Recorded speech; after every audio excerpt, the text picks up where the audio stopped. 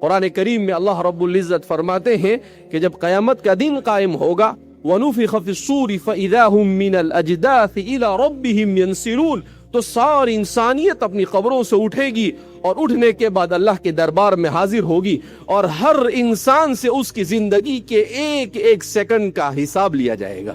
اللہ پوچھے گا کہ کیا کیا تم نے؟ ہم نے تمہیں انسان بنا کر بھیجا، ہم نے تمہیں مسلمان بنایا، ہم نے تمہاری ہدایت کے لیے انبیاء کو بھیجا، ہم نے تمہیں مہذب زندگی گزارنے کے لیے شریعتیں تمہارے اوپر نازل کی، تم نے ان شریعتوں کا کیا کیا؟ تم نے کتنی میری بات مانی اور کتنی اپنے خواہشات پر تم نے عمل کیا؟ تم نے کتنا علم حاصل کیا اور کتنے علم حاصل کرنے کے بعد اس پر عمل کیا، اور کتنا تم نے اللہ کا اور اللہ کی مخلوق کا حق ادا کیا؟ اس لیے انسان بن کر آنا جہاں پر بہت بڑی نعمت ہے، وہیں پر اس اہمیت کو سمجھنا کہ مجھے اپنی زندگی کے ایک ایک لمحے کا جواب دینا ہے، یہ ہمارے نوجوان کو اس بات کو سمجھنا چاہیے۔ کیوں؟ اس لیے کہ اس وقت کا سب سے بڑا فتنہ وہ ہے انسان اپنے وقت کو موبائل پر بیکار چیزوں میں استعمال کر رہا ہے۔ حدیث پاک میں نبی کریم صلی اللہ علیہ وسلم نے ارشاد فرمایا لا تزول قدم عبد حتى يسأل عن اربع، کہ قیامت کے دن ایک ایک انسان انڈیویجل الگ الگ اللہ کے دربار میں حاضر ہوگا، اللہ کے سامنے کھڑا ہونا ہے، اور اللہ پوچھے گا عن عمره فيما افنى، کہ زندگی کہاں گزاری؟ زندگی موبائل میں گزاری، زندگی گانے سن کر گزار دی، زندگی فلموں کو دیکھ کر گزاری، زندگی سیریلیں دیکھ کر گزاری، زندگی سوشل میڈیا پر گزار دی، زندگی تم نے اپنے آپ کو صرف مزین کرنے میں اپنی زندگی کو خرچ کر دیا۔ تمہیں اس لیے دنیا میں بھیجا گیا تھا کہ تم چوراہوں پر موبائل لے کر بیٹھے رہو، تمہیں اس لیے اس دنیا میں بھیجا تھا کہ تم موبائل کے اندر میں گیم کھیلتے رہو، تمہیں اس لیے اس دنیا کے اندر بھیجا تھا کہ تم بد اخلاقی اور بدکرداری کا شکار ہو جاؤ، تمہیں اس لیے اس دنیا میں بھیجا گیا تھا کہ تم لوگوں کو تکلیف پہنچاتے پھرو۔ یہ سارے سوالات اللہ پوچھے گا عن عمرہ فیما افنا، زندگی کہاں گزاری؟ کیا جواب دیں گے اللہ کے سامنے؟ ہمارے پاس کوئی جواب نہیں ہو۔ خاص طور پر قرآن میں اللہ کے رسول خود فرماتے ہیں وعن شبابہ فیما ابلا، ابھی تو ایک سوال کا جواب بندہ نہیں دے سکا ہوگا، فوراً اللہ کی طرف سے دوسرا سوال ہوگا وعن شبابہ فیما ابلا، اپنی جوانی کو کہاں خرچ کیا؟ کہا جوانی دندنانگنے کے لیے ہم نے تمہیں دی تھی، جوانی اس لیے دی تھی کہ تم ٹیپ ٹاپ کے ساتھ گھومتے رہو، اذان ہو اور تمہارے سر پر جو نہ رہیں، جوانی اس لیے ہم نے تمہیں دی تھی فجر کی اذان ہو اور تم بستر پر سوتے پڑے رہو، جوانی اس لیے ہم نے تمہیں دی تھی کہ ظہر کی اذان دیتا رہے اور تم اپنی دکان کو چھوڑنے کے لیے، تم اپنے آفس کو چھوڑنے کے لیے تیار نہ ہو، عصر کی اذان ہوتے رہے اور تم میدان میں کرکٹ کھیلتے رہو، مغرب کی اذان ہوتے رہے اور تم گپ شپ میں مبتلا رہو، عشاء کی اذان ہوتی رہے اور تم لوگوں کی غیبتوں میں مبتلا رہو۔ اللہ پوچھیں گے وعن عمرہ فیما ابلا، کہاں گزاری زندگی؟ نوجوانی اس لیے دی تمہیں طاقت دی، تمہیں قوت دی، تم اپنے بلبوتے پر سب کچھ کر سکتے ہو، یہ سب کیوں دیا تھا ہم نے؟ تم ایسا سمجھتے ہو کہ اس کا کوئی حساب نہیں لینے والا ہے؟ اللہ فرماتے ہیں ایک ایک سیکنڈ کا حساب دینا پڑے گا۔ وعن شبابہ فیما ابلا، کہاں گزاری جوانی؟ اس لیے میرے نوجوانوں کان کھول کر سنو، اتنی آسان نہیں ہے موت کے بعد کی زندگی۔ موت کے بعد کی زندگی، اگر اس زندگی کو لاؤبالی پن کے ساتھ گزارا، اس زندگی میں اگر اپنے آپ کو انسان نہیں بنایا، اپنے اخلاق اور کردار کو نہیں سدھارا، اپنے آپ کو علم سے آراستہ نہیں کیا، اپنے والدین کے حقوق کو ادا نہیں کیا، اپنے پڑوسیوں کے حقوق کو ادا نہیں کیا، اور اپنے بھائی بہنوں کے حقوق کو ادا نہیں کیا، مسلمانوں کے حقوق کو ادا نہیں کیا، اللہ کی مخلوق کے حقوق کو ادا نہیں کیا، اللہ کے حقوق کو ادا نہیں کیا، کل قیامت کے دن اللہ کے سامنے ہم منہ بتانے کے قابل نہیں ہوں۔ حدیث پاک میں ہے کہ انسانوں سے کہا جائے گا، سارے انسان آدم علیہ نبی علیہ الصلاۃ والسلام سے لے کر آخر میں پیدا ہونے والا انسان سب کھڑے ہوں گے، اور سب کھڑے ہوں گے اور کہا جائے گا کہ جس نے دنیا میں ہمارے لیے نماز پڑھی وہ سجدے میں چلے جائے۔ حدیث میں ہے کہ جنہوں نے واقعتاً اللہ کے لیے نماز پڑھی ہوگی وہ سیدھے سجدے میں چلے جائیں گے، اور جنہوں نے نمازیں نہیں پڑھی ہوگی یا جنہوں نے نماز خشوع اور خضوع کے ساتھ نہیں پڑھی ہوگی وہ سجدے میں جانے کی کوشش کریں گے مگر ان کی پشت کو تخت کی طرح سخت کر دیا جائے گا. وہ ہزار کوشش کریں گے کہ کسی طرح سے سجدے میں چلے جائے مگر ذرہ برابر بھی ان کے اندر طاقت نہیں ہوگی کہ وہ سجدہ کر سکے. اور جب وہ سجدہ نہیں کر سکیں گے تو پھر اللہ رب العزت کی طرف سے اعلان ہوگا جنہوں نے دنیا میں ہمارے سامنے سجدہ نہیں کیا انہیں اٹھا کر جہنم میں ڈھکیل دیا جائے. شیطان نے ایک سجدہ نہیں کیا, اللہ نے اسے اپنے دربار سے نکال دیا. اگر ہم دن میں 5 نمازیں جان بوجھ کر چھوڑ رہے ہیں جیسا کہ آج ہمارے معاشرے میں یہ عام ہو چکا ہے, آپ اندازہ لگاؤ کہ ہم کتنے سجدے چھوڑ رہے ہیں. دن بھر میں 20 رکعت فرض اور واجب ملا کر 20 رکعت ہوتی ہے, ہر رکعت میں 2 سجدے, تو روزانہ کتنے سجدے چھوڑ رہے ہیں. شیطان نے ایک سجدہ نہیں کیا اور ہم کتنے سجدے چھوڑ رہے ہیں, 40 سجدے. کتنے؟ آپ نے فجر کی نماز نہیں پڑھی اس کا مطلب آپ نے 4 سجدے نہیں کیے, ظہر نہیں پڑھی 8 سجدے نہیں کیے, آپ نے عصر نہیں پڑھی اور 8 سجدے نہیں کیے, آپ نے مغرب نہیں پڑھی 6 سجدے نہیں کیے, آپ نے عشاء نہیں پڑھی 8 سجدے نہیں کیے, آپ نے وتر نہیں پڑھی 6 سجدے نہیں کیے. جو ایک سجدہ نہ کرنے پر اللہ اسے کہے کہ اس میرے دربار سے نکل جا, انکا رجیم, تو مردود ہے, جو روزانہ 40 سجدے چھوڑے گا کل قیامت کے دن اس کا حشر کیا ہوگا. اتنا آسان نہیں ہے میرے دوستو. ہم نے نماز کو بڑی ہلکی پھلکی چیز سمجھ لیا ہے, تو اس لیے کہ ہمارے ذہن و دماغ میں نماز کی اہمیت نہیں رہی, ہم اپنی آخرت کو بھول گئے, ہم اپنی دنیا میں مست ہو گئے. ہم نے یہ سمجھ لیا کہ پیسہ آ گیا اس کا مطلب یہ ہے کہ سب کچھ اپنا ہو گیا. ہم نے یہ سمجھ لیا کہ میں تاجر بن گیا تو میں نے دنیا بھی خرید لی اور آخرت بھی خرید لی. میرے بھائیو, دوستو اور بزرگوں, فرعون کے پاس بھی پیسہ تھا, قارون کے پاس بھی پیسہ تھا, ابو لہب کے پاس بھی پیسہ تھا, ابو جہل کے پاس بھی پیسہ تھا, ابی بن خلف کے پاس بھی پیسہ تھا. کیسے کیسے سورما گزرے ہیں مگر ان کا 1 روپیہ بھی انہیں اللہ کے عذاب سے نہیں بچا سکا. اللہ کے عذاب سے کیا بچائے گا؟ اللہ کے عذاب سے تمہیں اپنا صحیح عقیدہ بچائے گا.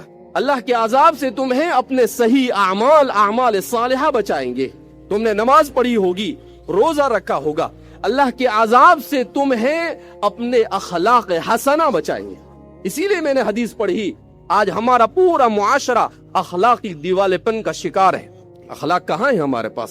ان الامم بالاخلاق اذا ذهبت اخلاقهم ذهبوا. اللہ دنیا میں جس امت کو بھی عروج عطا فرماتا ہے پولیٹیکل اعتبار سے اور سیاسی اعتبار سے, وہ اس کے اخلاق کے بلبوتے پر عطا فرماتے ہیں. جس امت سے اخلاق رخصت ہو جاتے ہیں اللہ اس امت کو سیاسی میدان میں کمزور کر دیتے ہیں, وہ عروج سے زوال کا شکار ہو جاتی ہے. اور ہم اسی لیے زوال کا شکار ہے کہ آج ہمارا حال یہ ہے کہ ہم صبح اٹھنے سے لے کر رات سونے تک اللہ کی مخلوق کو سوائے تکلیف پہنچانے کے اور کچھ نہیں کرتے. ہم مسلمان ہیں اور اسلام کیا کہتا ہے کہ راستہ چلتے ہوئے تکلیف دہ چیز کو دور کرو. ہم کہیں بھی اڑتے ہیں اور اپنی گاڑی کو پارک کر دیتے ہیں. آپ نے ایسی جگہ پر گاڑی کو پارک کیا جہاں پر لوگوں کو تکلیف ہو رہی ہے, جتنے لوگوں کو تکلیف ہوگی آپ کے نامہ اعمال میں گناہ لکھا جائے گا. ہم اس کو گناہ نہیں سمجھتے. کہا اس میں کیا گناہ ہے؟ نہیں, یہ گناہ ہے. آپ نے جو اصول بنائے ہیں ٹریفک کے, ان اصولوں کو توڑا, آپ نے گناہ کیا. آپ کے گھر کے سامنے پارکنگ کی جگہ نہیں ہے, آپ نے گاڑی کو کھڑا کر دیا, آپ نے گناہ کیا. جو بھی ایسا کام آپ نے کیا جس سے اللہ کی مخلوق کو آپ نے نقصان پہنچایا, آپ کے نام اعمال میں کرام کاتبین نے فوراً لکھ دیا کہ بھئی یہ بندہ گناہ کا مرتکب ہوا ہے. اس لیے اپنے طریقے زندگی, اسٹائل لائف, اپنی زندگی ہم کیسے گزار رہے ہیں, ذرا اس پر ایک بار سوچے کہ کیا رسول اللہ صلی اللہ علیہ وسلم نے زندگی ایسی گزاری تھی؟ فرصت کہاں ہے ہمارے پاس اللہ کے رسول کی سیرت کو پڑھنے؟ فرصت نہیں ہے. ہم کو گیم کھیلنے سے فرصت نہیں, ہمیں ایک دوسرے کی چگلی کرنے سے فرصت نہیں, ہمیں ایک دوسرے کی ٹانگ کھینچنے سے فرصت نہیں ہے, ہمیں ایک دوسرے کو ستانے سے فرصت نہیں ہے. ہمیں کہاں سیرت کے پڑھنے کی توفیق ہوگی؟ کل میں پڑھ رہا تھا ایک مضمون, اس میں لکھا کہ ایک انگریز مسلمان ہوا تو اس سے کسی نے پوچھا کہ آپ کو کس چیز نے, اسلام کی کس چیز نے آپ کو اپنی طرف کھینچا اور کیوں آپ مسلمان ہوئے؟ اس انگریز نے, میں اور آپ مسلمان گھرانے میں پیدا ہوئے مگر ہمیں کبھی اسلام میں کوئی اچھی چیز نظر نہیں آئی. اس انگریز نے کتنا پیارا جواب دیا. اس انگریز نے کیا کہا؟ اس انگریز نے کہا کہ جو شخص قرآن کریم کو براہ راست پڑھ لے گا اور جو شخص محمد الرسول اللہ صلی اللہ علیہ وسلم کی سیرت کو پڑھ لے گا اور پھر اس کے بعد وہ مسلمان نہیں ہوگا، یہ ہو ہی نہیں سکتا ہے. کہا جو قرآن کو پڑھ لے جس میں اس کے سارے مسائل کا حل موجود ہے، جس میں اس کے سارے سوالات کے جوابات موجود ہے، جس میں حضرت علی فرماتے ہیں نبأ من کان قبلکم، کہ جس میں تم سے پہلے آدم علیہ السلام سے پہلے کیا تھا، کیا ہوا، وہ سب موجود ہے، اور قیامت تک جو کچھ ہونے والا سب وہاں پر بیان کیا گیا ہے. کیسی کتاب! دنیا میں کوئی انسائکلوپیڈیا ایسا آج تک تیار نہیں ہوا. دنیا میں کوئی کتاب 1000 نہیں. قرآن کریم کیا کہتا ہے؟ فَإِن لَمْ تَفْعَلُوا وَلَن تَفْعَلُوا، کہ سارے انسان اور جنات جمع ہو جائے، ساری ذہانت کو خرچ کر دے. فرماتے ہیں فَإِن لَمْ تَفْعَلُوا وَلَن تَفْعَلُوا، کہ نہ تو قرآن کی ایک آیت لا سکتے ہیں اور نہ اس کا ایک ٹکڑا بنا سکتے ہیں. ایسی کتاب اللہ نے عطا فرمائی، مگر گھر کی مرغی دال برابر. ہم نے اس کو کوئی اہمیت نہیں دی. ہم نے کبھی نہیں سوچا کہ جس قرآن کو میں بچپن سے پڑھتا آ رہا ہوں، میں نماز پڑھ رہا ہوں، ذرا جا کر کسی مولانا سے معلوم کروں کہ یہ سورہ فاتحہ میں میرا خالق مجھے اور کیا کہنا چاہتا ہے. ہم نے کبھی سوچا کہ ہم قل هو اللہ احد پڑھتے ہیں، اس کا مطلب کیا ہے؟ نہیں، ہمارے پاس وقت نہیں. حضرت علی فرماتے ہیں کہ نبی کریم صلی اللہ علیہ وسلم نے ارشاد فرمایا میری امت پر ہلاکت خیز فتنے آئیں گے، اور صحابہ نے فوراً سوال کیا مل مخرج منہا یا رسول اللہ، اللہ کے رسول صلی اللہ علیہ وسلم ان فتنوں سے ہم کیسے نکلیں گے؟ حضور نے کہا کتاب اللہ، جو اللہ کی کتاب کو مضبوطی سے تھام لے گا دنیا کا کوئی فتنہ اسے ٹس سے مس نہیں کر سکے گا. تو میرے بھائیو، دوستو اور بزرگوں، ایک مرتبہ اپنی زندگی پر غور کریں. یہ مجمع میں جمع ہو جانا یہ کافی نہیں ہے، نعرے لگا دینا یہ کامیابی نہیں ہے، جوش اور جذبے میں آ جانا یہ کامیابی نہیں ہے. کامیابی یہ ہے کہ ہم اللہ کی کتاب کو پڑھ کر اس کی ایک ایک آیت پر عمل کرنے کا عہد کر کر یہاں سے اٹھے. کامیابی یہ ہے. قرآن کریم کہتا ہے فَمَنْ زُحْزِحَ عَنِ النَّارِ وَأُدْخِلَ الْجَنَّةَ فَقَدْ فَازَ. کہا تو کیا سمجھتا ہے کہ تو الیکشن جیت جائے گا تو کامیاب ہو جائے گا؟ تو کیا سمجھتا ہے کہ تو علم حاصل کر لے گا تو کامیاب ہو جائے گا؟ تو کیا سمجھتا ہے کہ کوئی بڑا پروفیسر بن جائے گا تو کامیاب ہو جائے گا؟ تو یہ سمجھتا ہے کہ بڑا تاجر بن جائے گا تو کامیاب ہو جائے گا؟ تو یہ سمجھتا ہے کہ لوگ تجھے اپنے ہاتھوں پر اٹھا لیں گے تو کامیاب ہو جائے گا؟ کہا یہ ساری کامیابیاں صرف عارضی اور وقتی اور ٹیمپرری ہے. ہمیشہ کی کامیابی کیا ہے؟ فَمَنْ زُحْزِحَ عَنِ النَّارِ، جو جہنم سے دور کر دیا گیا قیامت کی، وَأُدْخِلَ الْجَنَّةَ، اور جنت میں داخل کر دیا گیا. قرآن کہتا ہے فَقَدْ فَازَ، تحقیق کہ وہ کامیاب ہو گیا. یہ ہے کامیابی. اسی لیے تو قرآن کہتا ہے وَأَمَّا مَنْ أُوتِيَ كِتَابَهُ بِيَمِينِهِ فَيَقُولُ هَاؤُمُ اقْرَءُوا كِتَابِيَهْ. دنیا میں انسان امتحان دیتا ہے، 10ویں کا، 12ویں کا، اور امتحان دینے کے بعد اپنے رزلٹ کا انتظار کرتا ہے کہ میرا رزلٹ آئے گا. اور جب اچھا رزلٹ آتا ہے کہ میں 90%، 95% آیا، تو وہ اپنا رزلٹ لے کر اپنے ابا کو بتاتا ہے، اپنی امی کو بتاتا ہے، اپنے رشتہ داروں کو بتاتا ہے، اپنے دوستوں کو بتاتا ہے. کہا بالکل یہی صورتحال قیامت کے دن ہوگی. وَأَمَّا مَنْ أُوتِيَ كِتَابَهُ بِيَمِينِهِ، جس کو اس کا نام اعمال سیدھے ہاتھ میں دے دیا جائے گا، وہ کیا کرے گا؟ فَيَقُولُ هَاؤُمُ اقْرَءُوا كِتَابِيَهْ، وہ اسے ہوا میں لہرائے گا اور کہے گا کہ دیکھو یہ ہے میرا نام اعمال. اللہ کی قسم میں کامیاب ہو گیا. کیا کہے گا؟ میں کامیاب ہو گیا، اللہ کے عذاب سے بچ گیا، جہنم سے دور کر دیا گیا، اور جنت کا پروانہ مجھے دے دیا گیا. قرآن کہتا ہے فَأَمَّا مَنْ أُوتِيَ كِتَابَهُ بِيَمِينِهِ فَيَقُولُ هَاؤُمُ اقْرَءُوا كِتَابِيَهْ.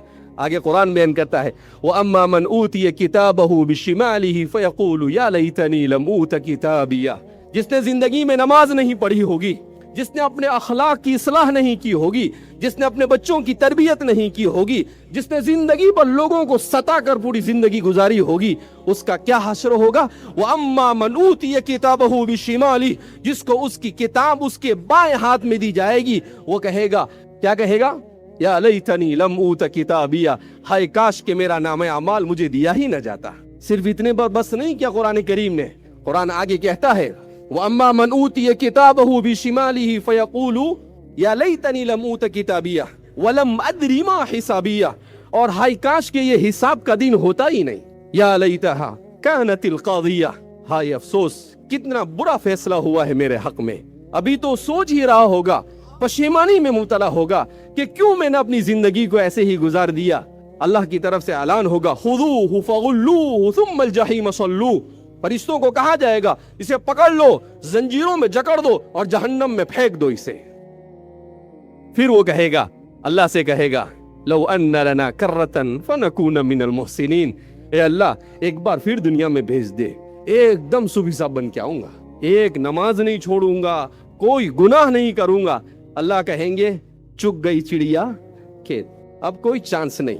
پیدا ہوا وہاں سے لے کر موت تک چانس ہی چانس تھا، آج اب کوئی چانس نہیں ملے گا. کہاں جائے گا تو؟ ہم نے سورج کو ختم کر دیا، ہم نے چاند کو ختم کر دیا، ہم نے زمین کو ختم کر دیا، ہم نے پہاڑوں کو ختم کر دیا، ہم نے سمندروں کو ختم کر دیا، کوئی جگہ ہی نہیں تیرے رہنے کے لیے. کہاں جائے گا؟ اب تو دو ہی ٹھکانے ہیں، یا تو جنت ہوگی یا جہنم ہوگی، اس کے علاوہ اور کوئی ٹھکانہ نہیں. میرے بھائیو، دوستو اور بزرگوں، یہ ہے اللہ کی کتاب جو ہمیں یہ پیغامات دے رہی ہے. ہمیں 21ویں صدی میں آنے کے بعد اپنے آپ کو خوش قسمت سمجھنا چاہیے کہ اللہ نے کتنی ساری سہولتیں ہمیں عطا فرمائی. ان ساری سہولتوں کے بعد تو ہمیں اللہ کا شکر گزار بندہ بن کر ایسی زندگی گزارنی چاہیے تھی کہ صحابہ اور ان کے پہلے جو لوگ ہم سے پہلے گزرے وہ بھی ہم پر رشک کرتے. مگر افسوس ہے کہ ہم نے نعمتوں کے ملنے کے بعد اپنے آپ کو گناہوں کے سمندر میں ڈبو دیا.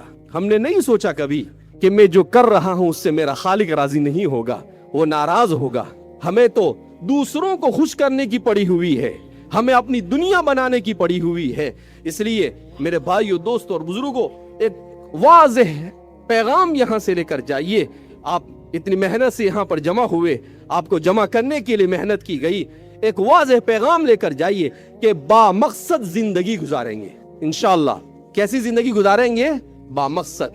ہم بہترین امانت دار تاجر بنیں گے، ہم بہترین علم دین کے حاصل کرنے کے بعد بہترین عالم بنیں گے، ہم انجینئر بھی بنیں گے مگر سچا اور پکا مسلمان بنیں گے. چاہے کتنی ہی ڈگریاں ہمارے پاس ہو، چاہے کتنی ہی تنخواہیں ہمیں مل جائے، چاہے کتنا ہی مال مل جائے، اگر دین نہیں ہے تو سب کچھ بیکار ہے. مسلمان کے لیے سب سے اہم اور بنیادی چیز اس کا دین ہے. اس لیے اپنے ایمان کو بچانے کی فکر کرے، اپنے گھر کو ایمان اسلامی ماحول بنائے. ہماری بہنیں بھی یہاں پر جمع ہے، وہ بھی سن لے. اگر کسی معاشرے میں عورتیں صحیح راستے پر آ جائے گی تو وہ معاشرہ اصلاح کی راہ پر آسانی کے ساتھ گامزن ہو جائے گا. رسول اللہ صلی اللہ علیہ وسلم پر سب سے پہلے ایمان کون لایا؟ سیدہ حضرت خدیجہ الکبریٰ. اللہ کے رسول صلی اللہ علیہ وسلم نے فرمایا کہ میں حضرت خدیجہ کا حق ادا نہیں کر سکتا. اللہ کے رسول کو سنبھالا. عورت وہ ہوتی ہے جو اپنے گھر کو سنبھالتی ہے، جو اپنے گھر کو جنت کا نمونہ بناتی ہے. فاطمہ الزہرا، اللہ کے رسول صلی اللہ علیہ وسلم پر قربان جائیے، کیسی تربیت کی اپنی بیٹیوں کی. فاطمہ آتی ہے اور کہتی ہے اللہ کے رسول صلی اللہ علیہ وسلم سے کہ بچوں کو پالنا بھی پڑتا ہے، حسن حسین کو، ساتھ میں کھانا بھی بنانا پڑتا ہے، گھر میں جھاڑو بھی دینا پڑتا ہے، آٹا بھی پیسنا پڑتا ہے، ہاتھ میں زخم ہو گئے ہیں، اگر آپ کسی بادی کا انتظام کر دو تو اچھا رہے گا، گھر میں کوئی کام والی آ جائے. نبی کریم صلی اللہ علیہ وسلم نے کام والی کا انتظام نہیں کیا. آپ صلی اللہ علیہ وسلم نے کہا میری بیٹی فاطمہ یہ دنیا ہے، اس دنیا میں ایسے ہی زندگی گزاری جاتی ہے مشقتوں کے ساتھ. کون فاطمہ؟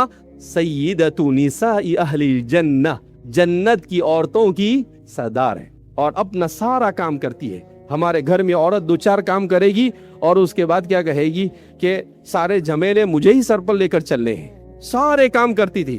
حضور نے کیا کہا کہ فاطمہ ہر نماز کے بعد 33 مرتبہ سبحان اللہ، 33 مرتبہ الحمدللہ، 33 مرتبہ اللہ اکبر پڑھ لو، یہ دنیا و ما فیہا سے بہتر ہے. آئی نوکرانی لینے کے لیے اور حضور نے ذکر اور ورد لے کر بھیج دیا. کیوں؟ اس لیے کہ آپ اسی پیغام کو لے کر اس دنیا میں آئے تھے. لا تزال لسانک رطبا عن ذکر اللہ، کہ ہمیشہ اپنی زبان اللہ کے ذکر سے معمور رہے. آج ہماری زبانیں گالیوں سے بھری ہوئی ہے، آج ہماری زبانیں غیبتوں سے، چگلیوں سے بھری ہوئی ہے، آج ہماری زبانیں لوگوں کو تکلیف پہنچاتی ہے. ہم نہیں سوچتے ہیں بولنے سے پہلے کہ میرا یہ بولنا کس کے دل کو چھلنی کر دے گا. جو سمجھ میں آیا بک دیا. قرآن کریم میں اللہ فرماتے ہیں ما يلفظ من قول الا لديه رقیب عتید. کیا سمجھتے ہو تم ایسے ہی بولے چلے جاؤ گے؟ کہ ما يلفظ من قول الا لديه رقیب عتید. جو کلمہ بھی اپنی زبان سے نکالتے ہو ایک ہے فرشتہ جو تمہارے ایک ایک کلمے کو ریکارڈ کر رہا ہے، اور وہ سارا ریکارڈ قیامت کے دن لا کر کھڑا کر دے. کہے گا یہ فلاں کو فلاں ٹائم پر گالیاں دی تھی، فلاں کی غیبت کی تھی، فلاں کو تکلیف پہنچائی تھی. اس لیے میرے بھائیو، دوستو اور بزرگوں، بڑی ذمہ دارانہ اپنی زندگی گزارنے کی ضرورت ہے. اپنے آپ کو علم دین سے آراستہ کیجئے، اپنے آپ کو اچھے اخلاق سے آراستہ کیجئے، اپنے آپ کو قرآن سے آراستہ کیجئے. ہماری مسجدوں میں قرآن کی دروس ہونے چاہیے، ہمارے گھروں میں کتاب کی تعلیم ہونی چاہیے. ہمارے یہاں پر لوگوں کی ادھر تیری میری کرنے کی بجائے صحابہ کی سیرتوں کا مطالعہ ہونا چاہیے، رسول اللہ کی سیرت کا مطالعہ ہونا چاہیے. بہرحال اللہ رب العزت ہم سب کے یہاں پر جمع ہونے کو قبول فرمائے. اللہ رب العزت ہم سب کو اپنی آخرت کی تیاری کرنے کی توفیق مرحمت فرمائے، اور اللہ ہم سب سے راضی ہو جائے، ایسے اعمال کی توفیق مرحمت فرمائے. میں اخیر میں شکر گزار ہوں مفتی محسن اور ان کے رفقا کا، اور ہمارے مہمان منور زماں صاحب کا، کہ وہ ہماری دعوت پر یہاں پر تشریف لائے اور آپ حضرات نے یہ ہمارا استقبال کیا. بہرحال ہمیں خوشی اس وقت ہوگی جب آپ کو جو پیغام دیا جا رہا ہے اس پیغام کو آپ اپنے دل کے کان سے سن کر جائیں اور اس پر عمل کریں. یہ ہمارے اس پروگرام کی کامیابی ہے. صرف بھیڑ یہ کامیابی نہیں ہے کہ 5000 10,000 لوگ جمع ہو گئے، نہیں، کامیابی یہ ہے کہ کتنے لوگ اس پر عمل کرتے ہیں. اس لیے آپ حضرات اس نیت اور ارادے کے ساتھ یہاں سے جائیں کہ انشاءاللہ ہم اپنے آپ ہماری مسجدوں کو آباد کریں گے بھائی. ہماری عورتیں اپنے گھروں میں 5 وقت کی نماز اہتمام کے ساتھ پڑھیں گے بھائی. ہم اپنی عورتوں کو نماز پڑھائیں. شوہر سے پوچھا جائے گا کہ تو نے اپنی بیوی کو دین سکھایا ہے نہیں. حقوق کے بارے میں بیان کیا گیا ہے کہ شوہر پر جو حقوق ہے بیوی کے، اس میں ایک حق یہ ہے کہ اگر وہ دین نہیں جانتی ہے تو شوہر پر فرض ہے کہ وہ اپنی بیوی کو دین سکھائے. یہ فرض نہیں معلوم ہم کو. ہمیں فرض معلوم ہے کون سا؟ کہ سسرال میں سے فریز لینے کا. ہمیں فرض معلوم یہ ہے کہ گاؤں پر گئے اور اگر سسرال میں اچھا کھانا نہیں بنایا تو تیرے امی اور ابا نے اچھا کھانا بھی نہیں کھلایا مجھے. یہ حقوق نہیں ہے. جو حقوق نہیں ہے اس کو واجب سمجھا، اور جو حقوق ہے اسے ہم نے فراموش کر. کیوں؟ اس لیے کہ اپنے اوپر آ رہی ہے نا. اپنے اوپر آئی تو اس کو بھول گئے، اور دوسرے سے وصول کرنا. اسی لیے شیخ الاسلام حضرت مولانا تقی صاحب فرماتے ہیں کہ اس معاشرے کا، ہمارے معاشرے کا سب سے بڑا مسئلہ یہ ہے کہ ہر شخص دوسرے سے اپنا پورا حق وصول کرنا چاہتا ہے، اور اس پر جو دوسرے کے حق ہے اس کو بالکل ادا کرنا نہیں چاہتا ہے. کہا یہ معاشرہ اسی وقت سدھرے گا جب اپنے اوپر جتنے حقوق ہیں ان سب کو جان کر ادا کرے، اور اپنے حقوق جو دوسرے پر ہے اگر دے دیا تو ٹھیک ہے، ورنہ اسے معاف کر دے. اگر ایسا معاشرہ بن جائے تو جنت کا نمونہ دنیا میں ہو جائے گا. اللہ رب العزت ہم سب کو اسی طرح سے زندگی گزارنے کی توفیق مرحمت فرمائے، اسلام کی تعلیمات کو صحیح معنی میں سمجھنے کی توفیق مرحمت فرمائے، اور اللہ ہم سے راضی ہو جائے ایسے اعمال کی توفیق مرحمت فرمائے. وآخر دعوانا الحمدللہ رب العالمین.